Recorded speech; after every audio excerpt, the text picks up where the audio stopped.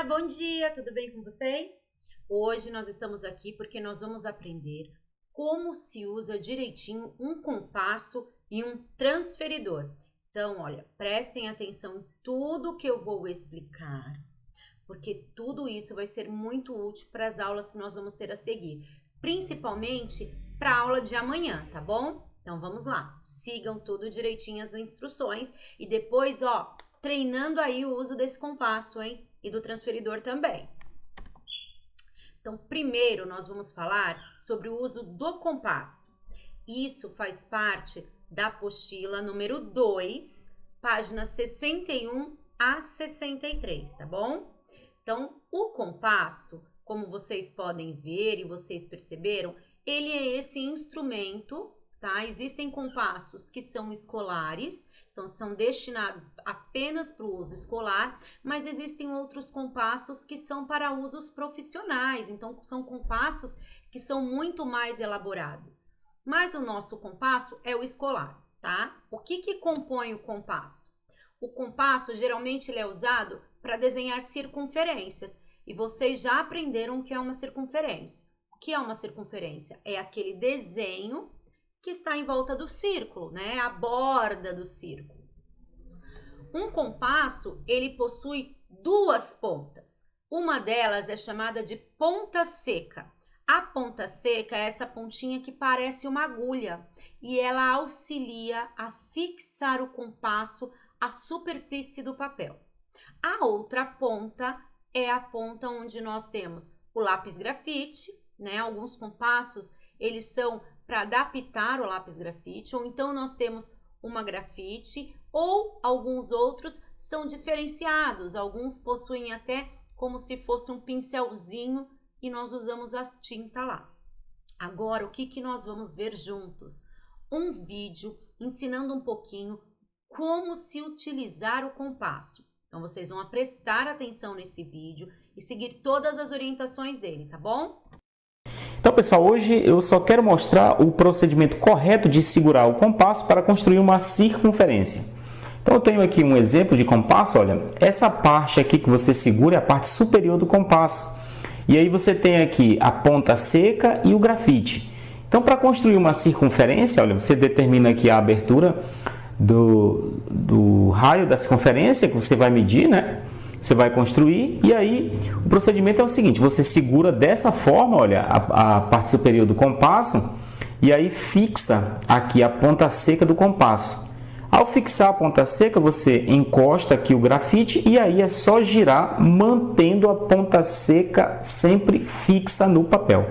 Então, é só girar aqui, olha. Pronto. Construímos aqui uma circunferência, tá bom? Olha. Então, vou mostrar mais um exemplo. Olha, vou abrir aqui um pouquinho o compasso, tá bom? Segura aqui a ponta seca e aí encosta o grafite e aí é só girar que a circunferência será construída, tá bom?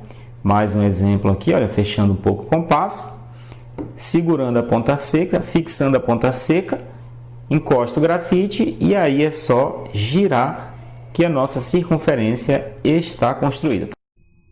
Vocês perceberam que o uso do compasso não é difícil, né? Mas precisa de treino para que você vá aprimorando cada vez mais. Então, com o compasso, nós desenhamos os círculos. Um círculo, ele tem lá a sua circunferência. O que é, né, a circunferência? Então, eu tenho aqui o círculo e a circunferência, que é esse contorno vermelho.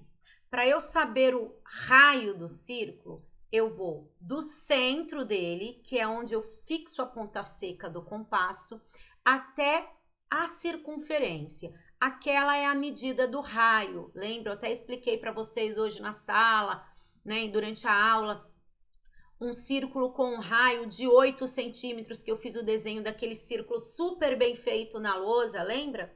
Que não estava nada bem feito.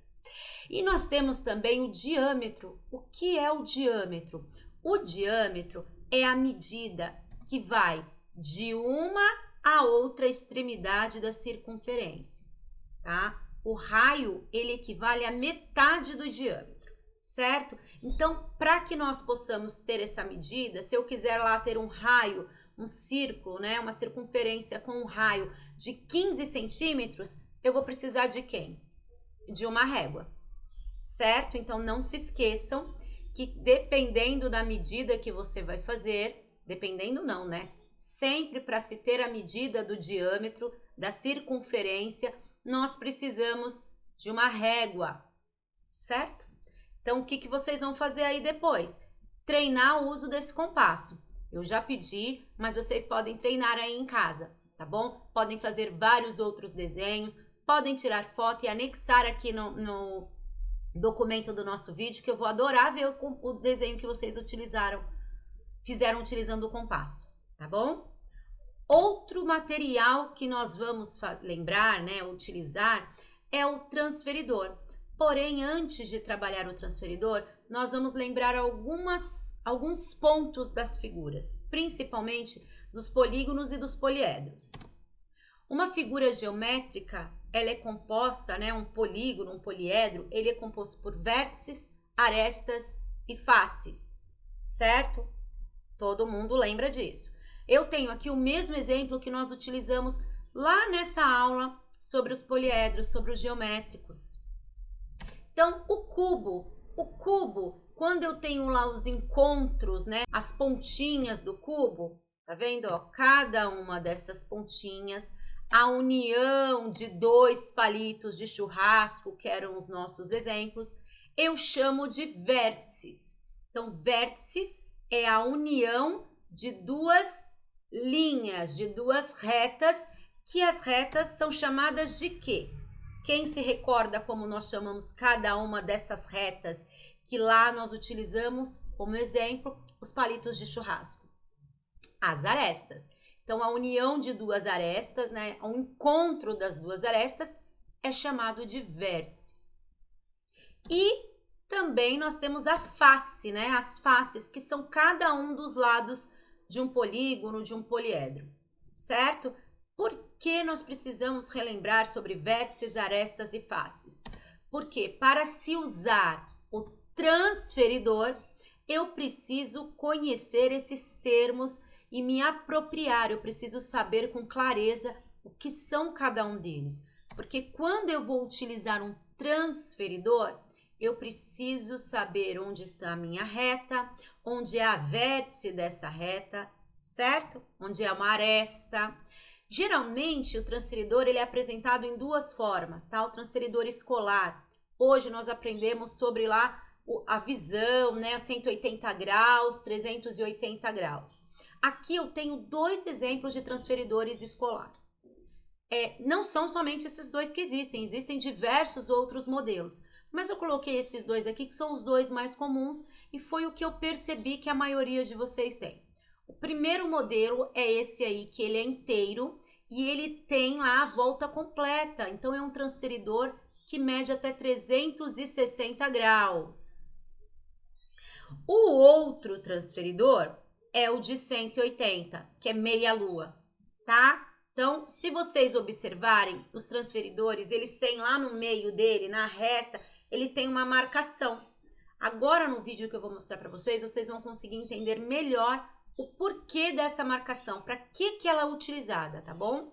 Então, prestem atenção agora nesse vídeo, porque ele também é importante para vocês entenderem o uso do transferidor.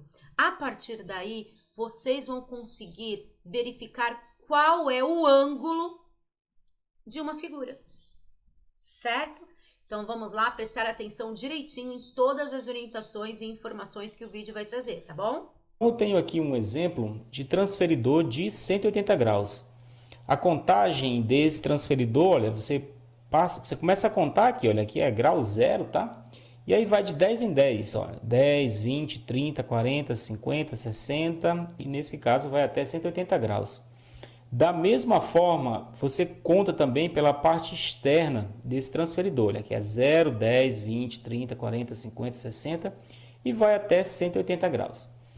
Todo transferidor tem essa linhazinha, tem aqui esse rebaixamento aqui e tem essa demarcação aqui. Para que serve isso?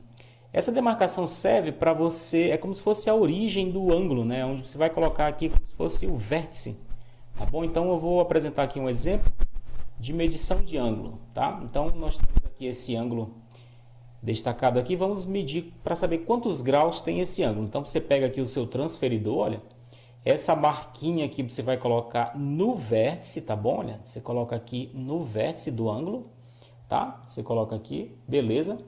E é importante destacar aqui o seguinte, tá? Olha, tá em cima do vértice. Essa linha aqui do transferidor, olha, que é a linha do zero, tem que estar alinhada com a semi-reta aqui que forma o ângulo. Então aqui, ó, você tem que ajustar sem perder o foco nisso aqui, olha, tá? Não pode sair do vértice. E aqui tem que estar alinhado, tá bom? Olha, zero aqui mais ou menos alinhado, olha, e a linha aqui no vértice. Então vamos conferir aqui, olha, 10, 20, 30, 40, vai até, tá entre 110 e 120 graus, tá? Então aqui, olha, você consegue perceber aqui o seguinte, que entre 110 e 120 nós temos aqui os 115 graus. Então é um ângulo que está pouco acima de 115 graus, então é mais ou menos 116 graus, tá bom? Olha aqui, 115, então 116 graus. Então esse ângulo aqui é aproximadamente 116 graus, tá bom? Viram? Nada disso é difícil. Agora vocês têm aí em mãos um transferidor e um compasso. Vocês explorem o uso desses transferidores e desse compasso. Vocês sabiam que vocês podem utilizar os dois juntos? Um pode auxiliar o outro, certo? Então agora vocês vão lá treinando o uso. Se vocês tiverem qualquer dúvida sobre o uso do transferidor e do compasso, anotem essas dúvidas e levem para a nossa aula online de amanhã, certo? Como eu não estou aí para auxiliá-los, eu não vou ter essa autonomia de auxiliá-los a como abrir o compasso, a como segurar, né? Coisa que nós faríamos pessoalmente. Dessa vez vocês vão precisar muito da ajuda dos pais de vocês, caso vocês tenham dificuldades, tá bom? Ó, os passarinhos só falando para vocês pedirem auxílio, certo? Então amanhã espero vocês na nossa aula online, para que a gente possa explorar bastante o uso do compasso e do transferidor, conversar bastante e praticar lá com os exercícios da apostila, tá bom? Beijinhos para vocês e até amanhã. Tchauzinho!